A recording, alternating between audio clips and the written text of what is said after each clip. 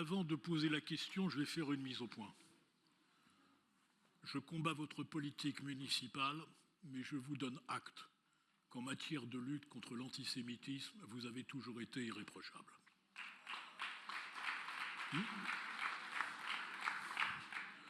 Mais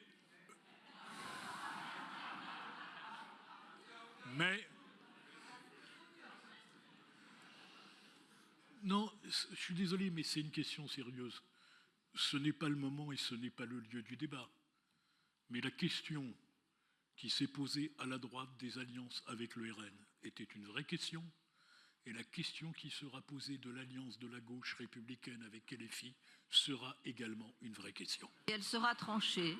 Et je pense que certains l'ont déjà tranchée. Nous avons en tout cas été très clairs avec le Rassemblement national. Maintenant, j'en viens, si vous permettez, Madame la maire, à la question. Autre question. En vertu des dispositions de l'article 22 du règlement intérieur de Conseil de Paris, à la demande d'un sixième de ses membres, le maire peut être saisi d'une demande de création d'une mission d'information et d'évaluation et elle dispose de 3 mois à compter de la date de réception de la demande pour soumettre au Conseil de Paris le projet de délibération. Le Conseil de Paris peut donc délibérer et créer cette mission pour recueillir les éléments d'information sur une question d'intérêt communal ou procéder à l'évaluation d'un service public municipal.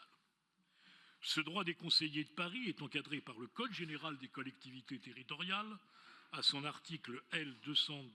2121-22-1, qui précise cependant qu'aucune mission ne peut être créée à partir du 1er janvier de l'année civile qui précède l'année de renouvellement général des conseils municipaux.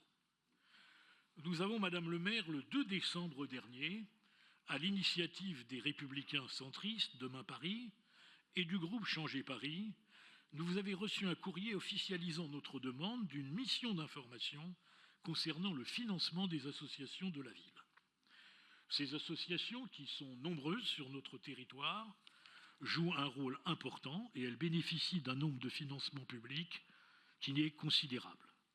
Ce sont près de 300 millions d'euros de subventions qui sont versés aux associations et cette précision n'est pas anodine puisqu'il s'agit quasiment de la valeur de la charge de la dette de la ville.